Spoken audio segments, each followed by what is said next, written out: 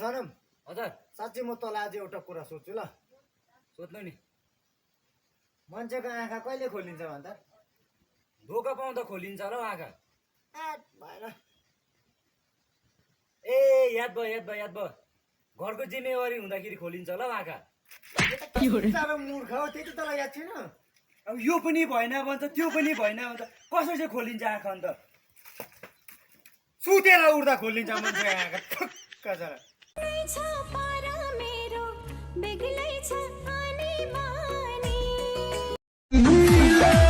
देखो तारा ठीक से देखा लो ओ भेट्यो भेटेन काली माता काली माता काली माता